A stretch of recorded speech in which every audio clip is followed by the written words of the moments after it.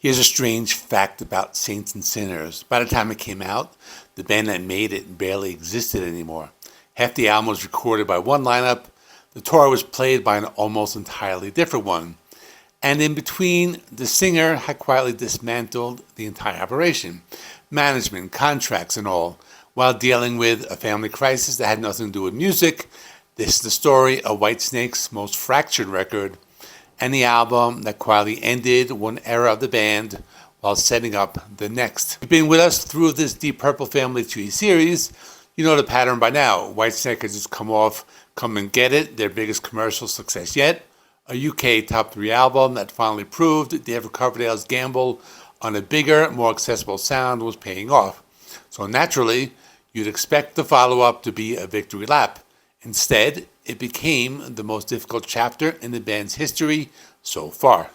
The story starts on the road. Whitesnake toured Come and Get It for 5 months, including their first appearance at Monsters of Rock, and Coverdale started writing the follow-up almost the moment that tour wrapped.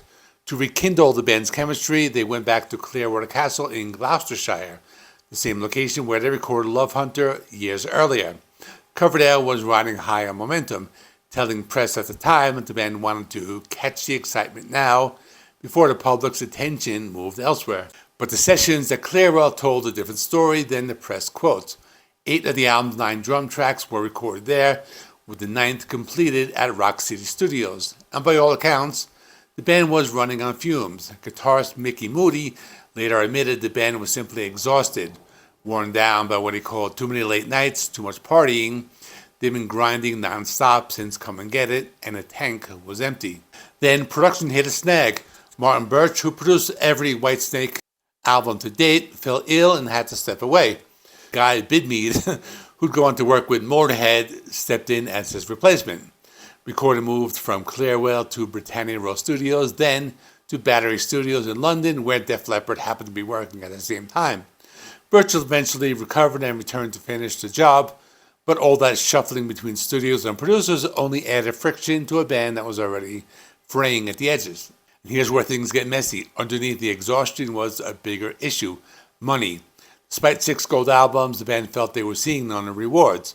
Moody later put it bluntly, saying the band kept being told they were £200,000 in debt, despite playing some of the biggest venues around, and nobody could explain where the money was actually going. That kind of financial confusion breeds resentment fast, and by the time Saints and Sinners backing tracks were nearly finished in January 1982, the band's patience with their management had run out. Coverdale spent that Christmas break assessing the situation, and he came back with a plan. Fired John Coletta, the band's manager and former Deep Purple manager, along with his company Seabreeze. But that decision came with collateral damage. In the same meeting, most of the band was told Whitesnake was being put on hold, which in practice meant they were being let go. Moody said he didn't even fully understand what was happening at the moment, just that Coverdale told him the band was going on ice, and Moody, exhausted anyway, essentially shrugged and accepted it. Ian Paice, meanwhile, had grown distant and unfocused during the sessions, and when Coverdale tried to address it privately, the conversation ended with Paice being let go too. There was also a deeply personal factor driving all this. Coverdale said that his decision to pull the plug on the band's operations was tied to his daughter Jessica contracting bacterial meningitis. A frightening situation in that, in his words, gave him the courage to finally cut ties with Coletta regardless of the cost. And the cost was real. Coverdale reportedly spent over $1 million buying himself out of the band's contracts.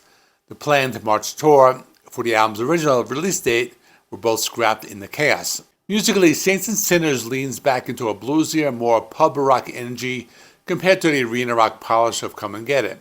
Tracks like Rough and Ready and Bloody Luxury are rowdy, aggressive blues rock cuts that feel like the band venting some of that real-world frustration right into the music.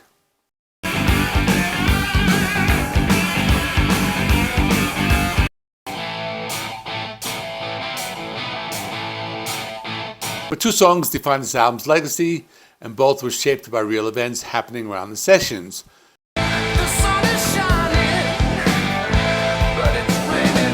Crying in the Rain is a slow-burning blues track that Coverdale later said was wildly misunderstood.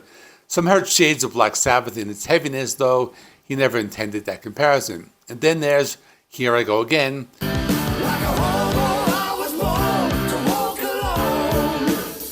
inspired directly by Coverdale's divorce from his first wife, co-written with Bernie Marsden. At the time, it was just another album track, a UK single that reached number 34 and didn't chart in America at all.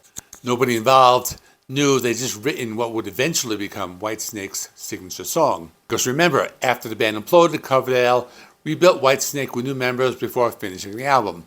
Once Mel Galley, Cozy Powell, and Colin Hodgkinson were brought in, Moody was called back specifically to finish his parts and add backing vocals, and Martin Birch completed the whole record in just 3 weeks at Battery Studios.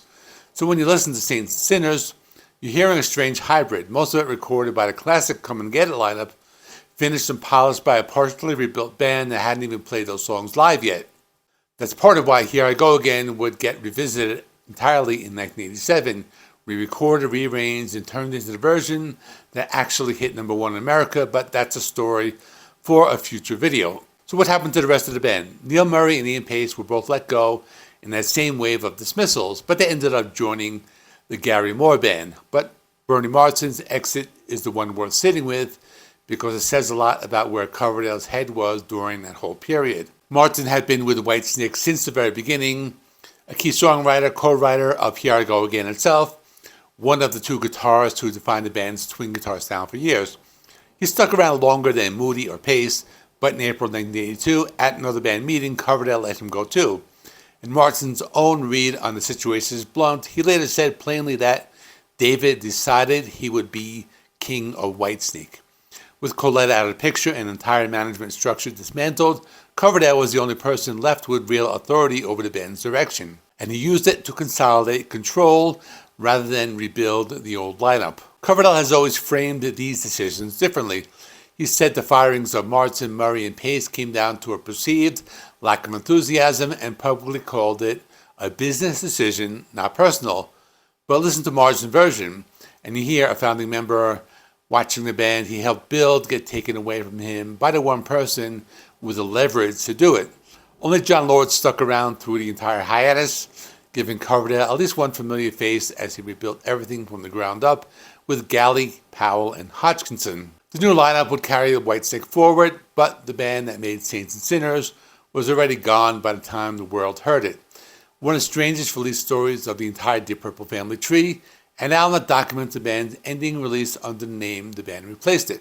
That's Saints and Sinners, the album where Whitesnake basically had to rebuild from the ground up, where the tapes were still rolling, but the family tree's got a lot more branches to cover before we get back to that new lineup. Next up, we're jumping over back to Rainbow with Bent Out of Shape with Gillan Turner. That's honestly one of record where it's an underrated record, and it's another good album. And we're talking about Black Sabbath with Born Again, the Ian Gillan chapter that's just as chaotic as everything else. So that's coming up. And then after that, I'm going to circle back to Whitesnake and pick up where we left off with Cozy Powell, Mel Galley, and a new lineup, because the next album, Slide It In, that's another good album. So there's a lot more coming. So check out the playlist. It should be appearing on the screen, or it's on the screen already.